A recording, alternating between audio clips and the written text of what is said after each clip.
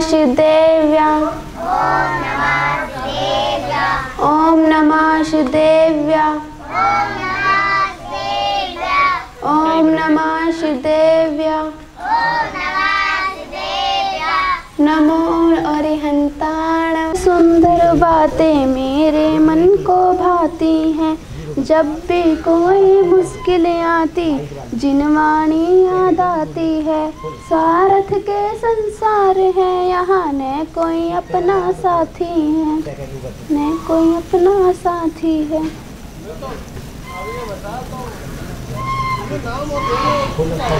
आज पर्युषण पर्व आदिराज का तीसरा दिन आया है। उत्तम आर्जव धर्म पूर्व पर आदिराज का।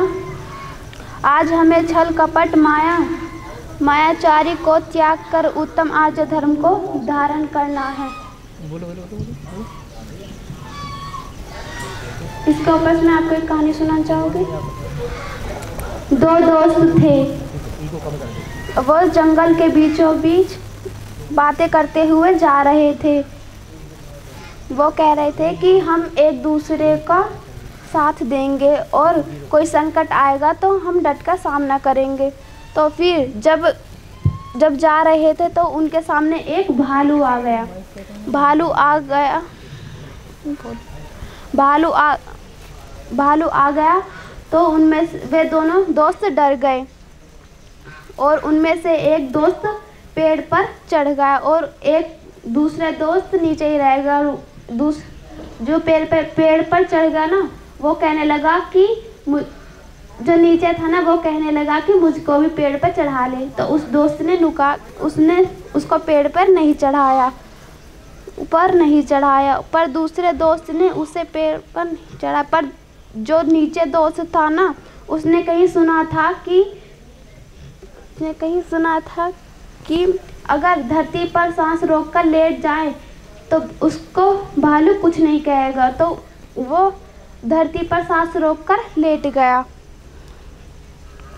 फिर भालू आकर उसको सूंघने लगा। वो फिर सूंघकर चला गया। फिर वो जो दूसरा दोस्त था वो पेड़ से नीचे उतर कर कहने लगा कि वो भालू तुम्हारे कान में क्या कहे, कि ऐसे दोस्तों के साथ नहीं रहना चाहिए जो संकट जो कोई मुसीबत आए तो उसका डट कर सामना करना चाहिए। श्री सुनपुरा में साक्षात विराजमान शांतिनाथ भगवान की बहुत ही सुंदर प्रवचन है नेहा कुमारी ने दिए और हमारे अभिषेक बहुत ही सावधानी पूर्वक बैठे हैं और बड़ी ही मुस्कुराहट के साथ बैठे हैं। तकलीफ तो नहीं हो रही बच्चों बैठने में? अच्छा लग रहा ना? बहुत बढ़िया। ज्ञान दानम गुरुकुल के बच्चे, अभी आप लोगों से 5 प्रश्न पूछे जाएंगे। कितने? 5 में से ध्यान से सुनिएगा। हम क्या बोलते हैं, कौन सी कहानी में कौन था। यहाँ पर गुरुजी आपसे 5 प्रश्न करेंगे, उसमें से आपको पुरस्कृत किया जाएगा। अभी हाथ जोड़ लें सभी मंगलाचरण हेतु। ओम नमः सिद्धेभ्यः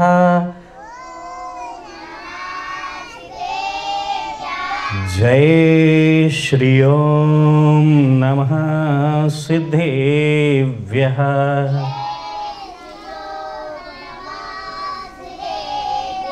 लिखना बकना सरल है, लखना कठिन महान। लखना कठिन महान, जिसने निज को लख लिया बन जाता भगवान। देवादिदेव 1008 सुनपुरा के बड़े बाबा मूल नायक विधि नायक श्री शांतिनाथ स्वामी की, चिंतामणि श्री पार्श्व प्रभु स्वामी की, वर्तमान शासन नायक श्री महावीर स्वामी की, चारित्र चक्रवर्ती आचार्य श्री शांति सागर जी महामुनिराज की, जगत पूज्य निर्यापक श्रमण मुनि पुंगव श्री सुधा सागर जी महामुनिराज की, प्यारी प्यारी भव्य आत्माओं, तृतीय दिवस दशलाक्षण महापर्व का आज उत्तम आर्जव धर्म का दिवस है। 4 कषाएं होती हैं। कितनी? क्रोध कषाय अगर अलग कर दी जाए तो कौन सा धर्म मिलता है? पहला उत्तम क्षमा, वेरी गुड। दूसरी कषाय जो है मान घमंड, अगर उसको अलग कर दिया जाए तो कौन सा धर्म मिलता है? उत्तम मार दो। किसी को मार दो वाला मार दो नहीं है ना, सरलता वाला, विनम्रता वाला। तीसरा जो आज का धर्म है उत्तम आर्जव, इसमें कौन सी कषाय अगर अलग की जाए तो? ये तो धर्म है बेटा। इसमें कषाय है क्रोध, मान, माया। ये माया जो कषाय है इसको अगर दूर कर दिया जाए तो कौन सा धर्म प्रकट होता है? उत्तम आर्जव। क्या नाम है बेटा? उत्तम आर्जव। इसके बाद फिर क्रमशः एक एक कषाय घटती जाएंगी और 5 पाप घटेंगे तो 10 धर्म प्रकट हो जाएंगे आत्मा में। ये कहाँ प्रकट होते हैं? अपनी आत्मा में। किसी मार्केट में मिलते हैं क्या ये धर्म? नहीं मिलते हैं, लेकिन कषाएं जरूर मिल जाती हैं। कहाँ पर? टीवी के माध्यम से।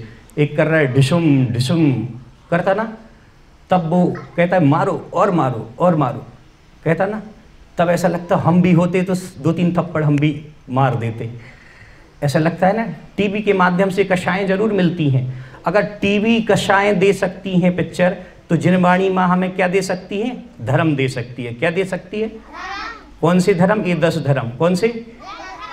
तो इसलिए कहा है कि हमें कषायों को कमती करना है। क्या करना है? जैसे 10 झूठ बोलते हैं तो 5 बोलना है। अगर ज़्यादा गुस्सा करते हैं तो कम गुस्सा करना है। ज़्यादा मायाचारी करते हैं तो कम मायाचारी करना है। समझ आ रहा है? समझ आ रहा है बच्चों? तो बोलो ना हाँ। एक भिखारी था। कौन था? वो कचरे का ढेर होता है ना, देखा, गला सड़ा हुआ पड़ा रहता है कुछ भी वहाँ पे, वह घूमता रहता था, लोग उसको मजाक उड़ाते थे। अब भिखारी था, उसके फटे पुराने कपड़े थे। क्या थे? और बाल भी वैसे ही बिखरे हुए, बिल्कुल कई दिनों से नहाया नहीं। तब उसने जैसे ही कचरे के ढेर पर जाता है, वहाँ पर एक आईना, क्या आईना टूटा हुआ पड़ा था। क्या पड़ा था? जैसे ही वो हाथ में लेता है और धोखे से उसका चेहरा उसमें दिख जाता है। किसका चेहरा? उस भिखारी का चेहरा उसमें दिख जाता है। तो मालूम वो क्या कहता है? ऐसे हो इसीलिए तो यहाँ पड़े हो। क्या कहता है? वो कहता अपने लिए है, वो भी तो ऐसा ही है इसलिए इधर उधर घूम रहा है। इस सरलता था भिखारी, लेकिन कितनी सरलता की बात कर गया। ऐसी सरलता बच्चों के अंदर होती है। अगर माँ बेटे से कहे कि जाओ, कह देना कि अभी नहीं है माँ घर पे, अब बच्चा क्या कहेगा? यही कहेगा कि माँ कह रही, कह दो कि घर पे कोई नहीं है, हैं? बच्चा भी क्या छल कपट करेगा? क्या नहीं करेगा। लेकिन हम सिखाते हैं, उनको सिखाते हैं कि भाई झूठ बोलना, ऐसा कहना, ऐसा नहीं कहना। ये क्या है? हमने ही तो कषाय सिखाई है। बच्चा तो निर्दोष था बेचारा, उसका क्या गलती थी? उसकी कोई गलती नहीं थी, लेकिन हमने ही सिखाया उसको। हाँ, कभी कभी पड़ोस में क्या होता है, चाचा वगैरह रहते ना, बड़े पापा, बड़े छोटे पापा जो रहते ना, उनके आपस में कभी ऐसी बनती नहीं है भाई भाइयों में, तो कहते हैं उधर मत जाना। और कभी बच्चा है चला गया उनके अपने भाई से खेलने के लिए, तो कहते हैं वहाँ जाना तो खाना मत खाना। ये हम लोग ही तो सिखाते हैं, ये हमारे जीवन की घटनाएं हैं। एक बूढ़ी अम्मा, कौन? एक बूढ़ी अम्मा रास्ते से जा रही थी, जंगल में पहुंचती है। कहाँ पहुंचती है? जंगल में जैसे ही पहुंचती है, एक पोटली अपने कंधे पर रख के जा रही थी। तब एक घुड़सवार निकला वहाँ से। कौन निकला? घुड़सवार निकलता है और अम्मा कहती है, बेटा बेटा ये मेरी पोटली रख ले इस पे और आगे छोड़ देना। क्या कहता है? ये पोटली घोड़े पर रख ले और आगे के गांव में छोड़ देना। अब वो पहले तो धीरे, अरे मैं क्यों रखूं तुम्हारी पोटली, तुम अपनी पोटली लाओ, हम क्यों रखें तुम्हारी पोटली। जैसे ही वो आगे जाता है फिर उसके मन में क्लिक होता है, क्या होता है, विचार आता है एक, अरे तो बूढ़ी अम्मा है, क्या पता ये बूढ़े लोग अपनी पोटली को साथ में क्यों रखते हैं, क्या पता हीरे जवाहरात रखते होंगे, बहुत बड़ी बड़ी बहुमूल्य चीजें रखते होंगे। अब मैं इसकी पोटली रख भी लूंगा, इसके गांव में नहीं छोड़ूंगा तो ये थोड़ी ना मैं भाग के पकड़ लेगी। उसके मन में सब विचार आता है, अपने घोड़े को मोड़ करके वापस आता है, कहता है अम्मा जी पोटली लाओ मैं रख लेता हूँ। क्या बोला, अम्मा जी पोटली लाओ मैं रख लेता हूँ। तो बोले नहीं बेटा अब रहने दो, मैं ले आऊंगी, थोड़ा ही तो रह गया।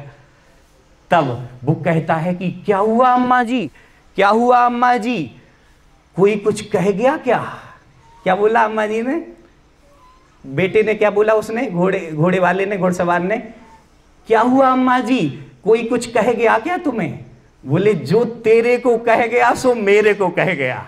समझ आ रही बात, जो तुझे कह गया मन में कि अम्मा जी तो अकेली हैं, क्या कर लेंगी, हम तो लेके भाग लेंगे, ऐसे उनके मन में विचार आया, क्या पता ये तो घुड़सवार है, कहीं निकल जाएगा, मेरा सामान गायब हो जाएगा। जैसा जिसके लिए सोचा सो वैसा उसने भी उसके लिए सोच लिया। सीधी सी बात है साहब, हमें कोई अलग से पढ़ने की आवश्यकता नहीं है, जीवन है ये हमारा। एक बर्नी जी महाराज हुए हैं, कौन हुए हैं, बर्नी जी महाराज, वो छुल्लक जी थे। तब उन्हें भिंडी अच्छी लगती थी, क्या लगती थी, रोज उनके खाने में, आहार में भिंडी लगती थी उनको। और ऐसी भरी समाज थी, लोगों ने मजाक के मूड में पूछ लिया, क्यों बर्नी जी भिंडी भक्ष है कि अभक्ष है। बोले हमें तो भाव थे सो हम खाते हैं, हमें तो अच्छी लगती है सो हम खाते हैं, ये हमारी कमजोरी है कि हम छोड़ नहीं पा रहे हैं, हमारे आहार में रोज लगती है, हम छोड़ नहीं पा रहे हैं। ये है सरलता। सरलता का अर्थ ये है।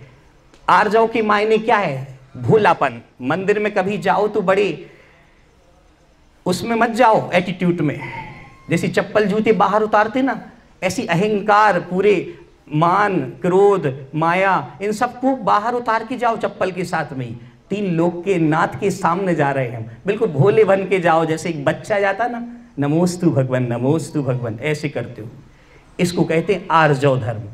एक मुल्ला नसरुद्दीन, कौन, मुल्ला नसरुद्दीन, अब उसको अपनी पत्नी को लेने जाना था ससुराल, तो ट्रेन में उसको टिकट नहीं मिली। क्या नहीं मिली, टिकट, भर गई सारी ट्रेन।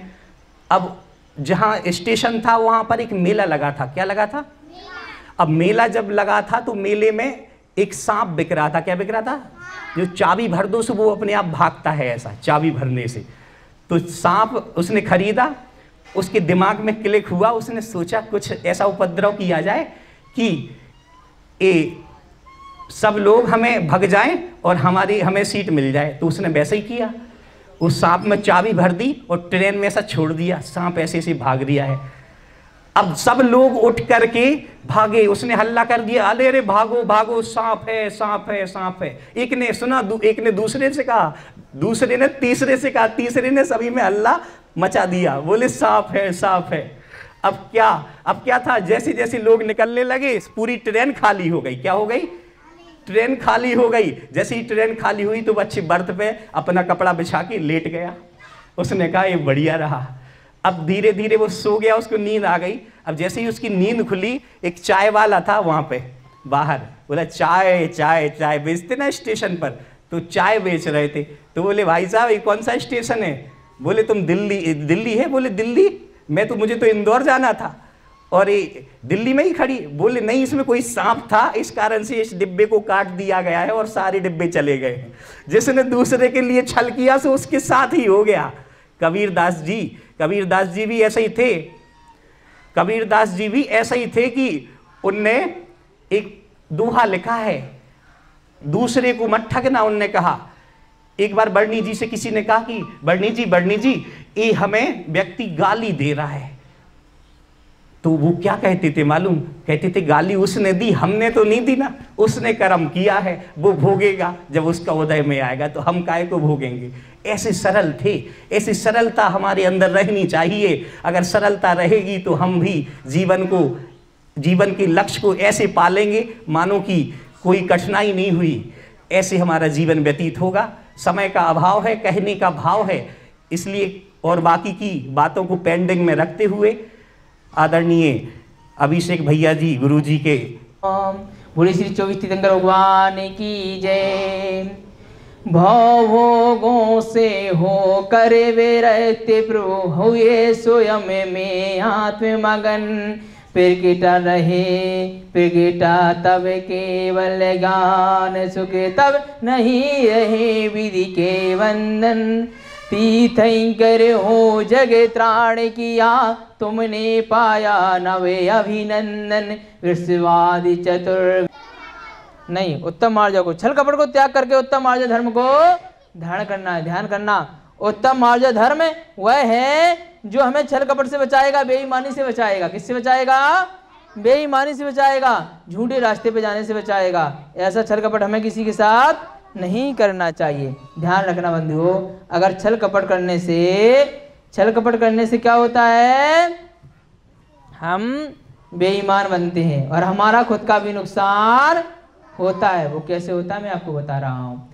एक बार की बात है कि एक व्यक्ति दूसरे गांव में जाकर के दूध बेचा करता था। क्या बेचा करता था?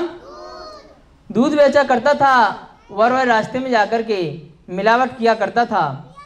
जो मिलावट किया करता था वह किया करता था कि किस तरीके से वह दूध में पानी मिला दिया करता था। नदी मिलती थी जब एक, तो उसमें पानी मिला दिया करता था। पानी मिलाने के साथ वो पानी मिलाने की क्रिया को वो एक बंदर देख लिया करता था। कौन देखता था? बंदर देख लिया करता था। जैसे ही बंदर देखता था वह समझ जाता था कि इसने मिलावट की है। वह सोचता है कि जब वो वहाँ बाहर से दूसरे गांव से जब दूध बेच करके आएगा तब इसे सबक सिखाएंगे। और बंदर पता क्या करता है? जैसे ही वो बाहर से आया, बंदर ने पानी का धन पानी में डाल दिया। यानी जो पैसे लाया था बंदर ने वो पैसे उठा करके कहाँ डाल दिए? पानी में डाल दिए। वह इसके बाद आधे पैसे उसकी पोटरी में रख दिए। आज पर्यूषण पर्वराधि राज की श्रृंखला में तीसरा दिन आया है उत्तम मार्जों का धर्म। वो हमें यही बताने के लिए आया है। क्या बताने के लिए आया है? ध्यान रखना इस चीज का। व्यक्ति चार प्रकार के होते हैं। एक होते हैं अंगूर के समान, एक दूसरे होते हैं नारियल के समान, तीसरे होते हैं बेर के समान, चौथे होते हैं सुपारी के समान। जो अंगूर के समान व्यक्ति होते हैं वो अंदर बाहर से एक होते हैं। जैसे कि बच्चे, हमारे साधु संत, वो अंदर बाहर एक हैं। उनमें ना कोई छल है, ना कपट है, ना कोई बेईमानी है, ना कोई झूठी झाटी बातें हैं। सबके प्रति कल्याण की भावना है। उसी प्रकार का हमें बनना है। वह दूसरे होते हैं नारियल के समान। जो हमारे गुरु आदि होते हैं, जो हमारे टीचर्स होते हैं, वो गुरु के जो माता पिता होते हैं वो हमारे नारियल के समान है। ध्यान रखना, माता पिता गुरु ही एक ऐसे वो व्यक्ति हैं जो अपने बच्चों को अपने से खुद से भी ज्यादा ऊंचा देखना चाहेंगे। बाकी रिश्ते नाते सब ईर्ष्या भाव के कारण ईर्ष्या करते हैं।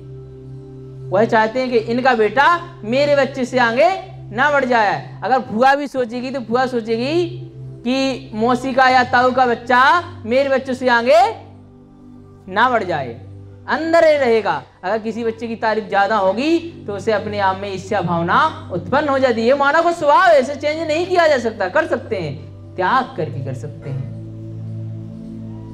ध्यान देना मेरी बात पे। जो आज पर्यूषण पर्वराधि राज का तीसरा दिन आया उत्तम मार्जव धर्म, बेईमानी, छल कपट, झूठी बातें कभी नहीं करना। क्योंकि अगर विश्वास उठ जाता है तो हमेशा के लिए उठ जाया करता है। क्या लिखा गया है कि बेर नारियल के समान जो व्यक्ति होते हैं वो गुरु होते हैं, और जो तीसरे प्रकार के व्यक्ति होते हैं वो बेर के समान, ऊपर से कठोर, ऊपर से मुलायम होते हैं। मीठी चिपड़ी बातें करते हैं, आपको फंसाते हैं, और उसके बाद में अंदर से कुछ वार निकल के सामने आता है। जो डाकू आदि होते हैं या फिर रोस्ते में कई लोगों की घटनाएं देखी हैं। किसी ने किसी को लिफ्ट दी, बैठा लिया, उसको सहायता करने के उद्देश्य से बैठाया, लेकिन उसी ने उसको लूट लिया।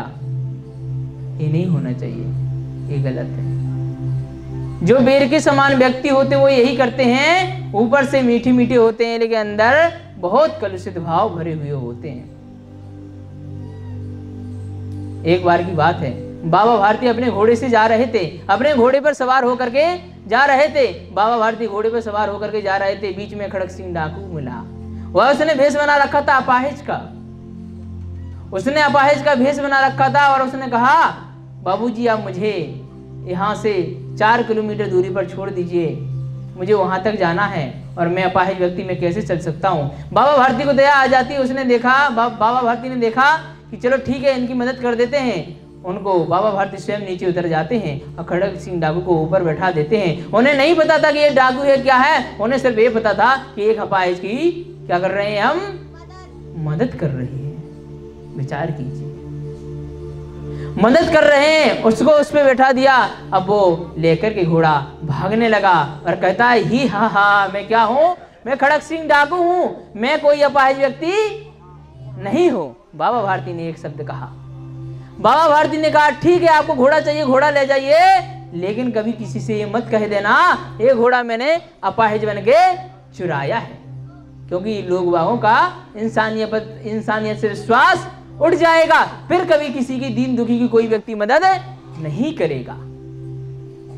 बंधु ऐसे होते हैं लोग बाग बेर के समान और सुपारी के समान, जो बाहर से भी कठोर और अंदर से भी कठोर हुआ करते हैं। एक व्यक्ति था गांव में, बहुत तंग करके रखा हुआ था, सबके लिए परेशान करता था, सबके लिए परेशान करता था, दारू पी करके सबको मार पीटता था, किसी के पैसे छीना करता था। एक बार क्या हुआ, पैसे छीना करता था, लास्ट में जब अंतिम समय मरण का आया तो उसने गांव वालों को बुला, क्या कहा गांव वालों से, सुनो मैं बताता हूँ, गांव वालों से कहा मैंने आप लोगों के ऊपर बहुत ही अत्याचार किए हैं, मुझे माफ कर देना, मेरी सिर्फ एक आखिरी इच्छा है कि जब मैं मर जाऊं तो मेरे हाथ पैर दोनों काट देना, ताकि मेरा थोड़ा बहुत पाप कम हो जाए। लोगों ने सोचा चलो कोई बात नहीं, इसका अगर उद्धार हो रहा है तो चलो थोड़ा बहुत पाप कम करने के लिए हाथ पैर काट देंगे। लोगों ने ठीक है, उसका मृत्यु हो गई, हाथ पैर काट दिए। पुलिस वालों के पास सूचना पहुंचती है कि किसी की मृत्यु हुई है और हाथ पैर कटे हुए हैं। पुलिस वाले आ जाते हैं, पुलिस वालों ने कहा ये हाथ पैर किसने काटे? गांव वालों ने जवाब दिया सर इनकी एक इच्छा थी इसीलिए काट दिए। पुलिस वालों ने विश्वास नहीं किया, पुलिस वालों ने कहा कि तुम लोगों ने से हाथ पैर काट करके मार दिया, सबको अंदर कर दिया पुलिस वालों ने। तो मरते मरते भी क्या करके गया? अच्छा कार्य करके नहीं गया। बंधुओं ध्यान रखना इस चीज का, जो व्यक्ति ईमानदारी के साथ नहीं चलता है वह कभी आगे नहीं बढ़ सकता है। कहा गया है कपट न कीजे को चोरन के पुरी नावसे, सरल स्वभावी हो उनके हरे बहुशन विधाता। कपट ना कीजिए को, अगर कोई बेईमानी करता है अपनी ड्यूटी के प्रति या अपने परिवार के प्रति या अपनी पढ़ाई के प्रति या किसी और जगह बेईमानी करता है दुकानदार के प्रति, तो उसका फल अच्छा नहीं होता है। मैं उदाहरण दे रहा हूं आपको। उन्हें लगता है कि चलो मैंने ये कार्य कर दिया, ये कार्य नहीं किया, उसका फल परिणाम बहुत बुरा होता है। बंधुओं हर चीज में ईमानदारी से कार्य करना बहुत सराहनीय साबित होता है। बेईमानी से, जैसे अगर हम पैसा कमाए, अगर बेईमानी से कमाया गया पैसा हमें सुख शांति कभी नहीं दिला सकता। पैसा तो आ जाएगा लेकिन सुख शांति नहीं आएगी, ये फैक्ट है, शास्त्रों में लिखा हुआ है। अगर हम अपनी ड्यूटी के प्रति कोई लापरवाही कर रहे हैं या ड्यूटी को ड्यूटी नहीं समझ रहे हैं तो भी हमारी क्या आ जाएगी? लापरवाही होगी और हम अगर पैसा भी आ जाएगा सुख समृद्धि नहीं आएगी। अगर किसान अगर ईमानदारी से मेहनत नहीं करेगा, किसान अगर ईमानदारी से खेत में बीज नहीं बोएगा, समय समय पे दवाई आदि जो भी क्रियाएं होती हैं या उसका रख रखाव नहीं करेगा, गारंटी है वो फसल पैदावार नहीं कर पाएगा। उसके फसल पैदावार ना कर पाने के कारण सारा देश भूखा मारा जाएगा। जो आर्मी का जवान वहां पर खड़ा हुआ है, अगर वो ईमानदारी से ड्यूटी नहीं करता तो आज देश सुरक्षित नहीं होता। जरा विचार कर लेना, कहीं हमारे अंदर कोई ऐसे भाव तो नहीं है जो हम अपने कर्तव्य के प्रति से कर्तव्य से अलग हो रहे हैं। स्टूडेंट का कर्तव्य पहला है माता पिता की सेवा करते रहना, गुरुजनों की आज्ञा का पालन करना, प्लस अपनी पढ़ाई पर ध्यान देना। बड़ों का कर्तव्य है जो वो ड्यूटी कर रहे हैं उस ड्यूटी को श्रद्धा भावना से, समर्पण भावना से निभाना। एवं बुजुर्गों का कर्तव्य है कि अपने से जो छोटे हैं, जो मतलब छोटे हैं, उनको सही डायरेक्शन में चलाना और अपने परिवार को सही संस्कारों से में रखना, सही संस्कारों में रखना। ना कि ये कर्तव्य किसी का नहीं है कि सास को बहू से लड़ा दिया, बहू को सास से लड़ा दिया, भाई को बहन से लड़ा दिया, नहीं, कदापि नहीं है। कर्मचारी को कर्मचारी से लड़ा दिया, कर्मचारी मालिक से लड़ा, मालिक कर्मचारी, नहीं, ये नहीं है, ये चीज नहीं है। समझो, विचार करो। हमें अगर जन्म मिला है तो किस लिए मिला है? प्रेम भाव से जीने के लिए मिला है, एक दूसरे की मदद करने के लिए मिला है, ईमानदारी से कार्य करने के लिए मिला है, अपने कर्तव्यों से भागने के लिए नहीं मिला है। सही व्यक्ति, सही वीर वही कहलाता है जो हर कार्य को सही ढंग से ईमानदारी से करता है। वह क्या कहा गया है? उत्तम यार जाओ रीति वखानी, रंचित दगा महोती दुखिदानी, मन में हो सो बचनी उचरिए, बचन हो सो तन सो करिए। रंजित दगा क्या कहा गया? उत्तम मार्जो, उत्तम मार्जो ये बखान कर रहा है कि रंजित मातवी दगा करना बहुत दुखदाई साबित होता है। एक छोटी सी दगा पूरा लाइफ चेंज कर देती है, खतरे में भी डाल सकती है। जैसे अगर कोई व्यक्ति जा रहा है, अगर थोड़ी सी भी अगर नींद आ जाए तो उस बस का एक्सीडेंट हो जाया करता है। ट्रेन वाले व्यक्ति को अगर कुछ हो जाए तो उस ट्रेन के साथ कुछ दुर्घटना घट सकती है। तो छोटी सी दगा वो दगा कहलाएगी। अपने कर्तव्य के प्रति समर्पण भावना से नहीं हो पाया, उसका परिणाम बहुत बुरा होता है। मन में हो सो वचन ये, जो मन में है वही वचन उचरिए। ऐसा नहीं है कहे कुछ रहे हो कर कुछ रहे हो, इसका परिणाम बहुत भयानक होता है। समय का अभाव है, चलिए चार लाइनों के साथ में बोल करके मैं अपनी वाणी को विराम देना चाहूँगा। अभी तीर्थंकर लेने की ध्यान से यात्रा शुरू की जाएगी, आप लोग उसमें समाहित होना है और बहुत ही बढ़िया तरीके से हम लोग तीर्थंकर लेने की यात्रा करेंगे। कहा गया है हवा किसी के कहने से नहीं बहती, हवा किसी के कहने से नहीं बहती, नदी किसी के कहने से नहीं बहती। भक्ति की शिखा निराली है मेरे बंधुओं, भक्ति की शिखा निराली है मेरे बंधुओं, जो हर किसी के दिल में नहीं जलती, जो हर किसी के दिल में नहीं जलती। बोले श्री देवाई देवी का 4 साल दिन भगवान की। चलिए हमारे गुरु जी जिनवाणी स्तुति करेंगे, चलिए करो इस जिनवाणी स्तुति करो, समाप्त करो। हाथ जोड़ ले सभी। वाणी माँ जिन वाणी माँ जगदम्बे माँ हे शारदे, वाणी माँ जिन वाणी माँ जगवाणी माँ हे शारदे, जीवन की नैया ढल रही मुझको मेरा उद्धार दे, जीवन की संध्या डल रही मुझको मेरा उद्धार दे। जावाणी के ज्ञान से सूझे लोक अलोक, सो वाणी मस्तक चढ़ूं सदा देत हूँ ढोक। हे जिन वाणी भारती तो ही जपो दिन रैन, जो तेरा शरणांग है सो पावे सुख चैन। देव भजू अरहंत को गुरु सेवा निर्ग्रंथ, दया धर्म पालू सदा यही मोक्ष का पंथ। द्वादशांग जनवाणी माता जी की जय। 9 बार नमोकार पढ़ेंगे।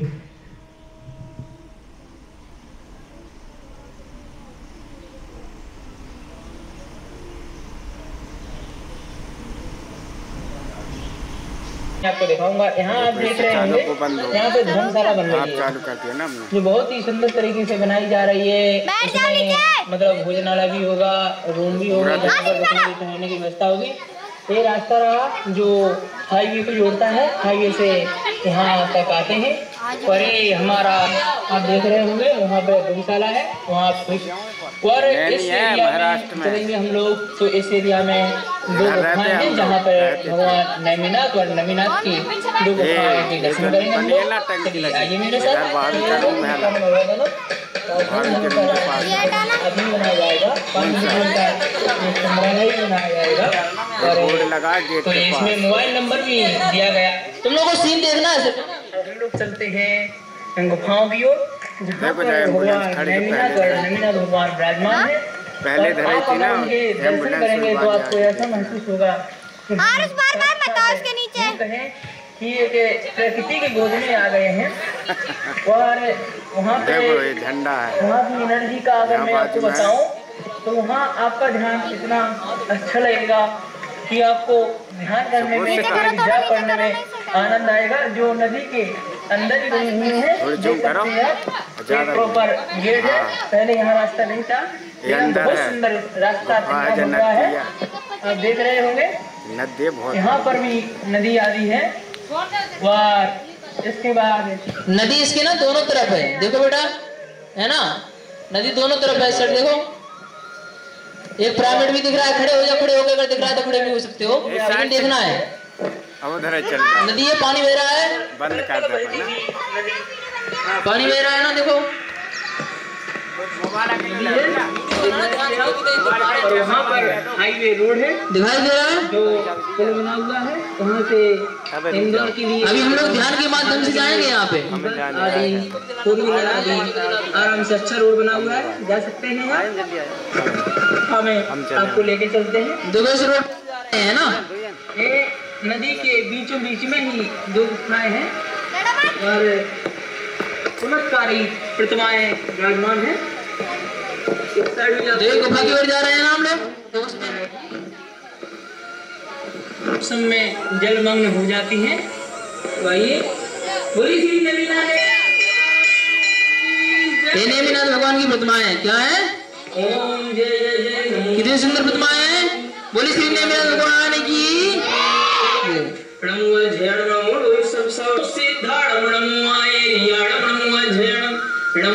सब साहुड़ में सो पंचण मुकारो सब बाबा प्राण मंगलम जस संपन्न होई मंगलम। नमोस्तु नमोस्तु। आपको देख रहे हैं, बहुत ही शांत प्रिय मनोहारी प्रतिमा है। और यहाँ दर्शन करके ऐसा लग रहा है कि हे भगवान, हमें ऐसे ही आपके दर्शन प्राप्त होते रहे। पर यहाँ भी कुछ प्रतिमाएं बनी हुई हैं। और यहाँ देख रहे हैं सुभाषचंद्र भगवान और भगवान आदि हमारे है ना, देख रहे हो। सभी को नमस्ते करता हूँ। कार से आप देख रहे हैं, प्रतिमाओं के दर्शन कर रहे हैं। अब आपके इसी तीसरी बार निकलते आप इस गुफा के दर्शन भी करेंगे। तो दूसरी गुफा में है ना, दूसरी गुफा में ऐसे कौन बैठे हुए हैं?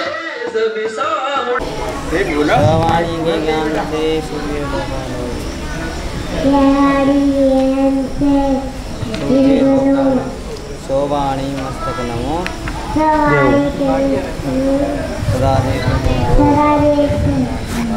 भेजनवाणी भारती तोहे जपो जिनवैन जो तेरी शरणा गए सो पावे सुचैन हे बजू अरहंत को गुरु सेवा निर्गंध दया धर्म पालू सदा यही मोक्ष का पंथ। 9 पढ़ेंगे।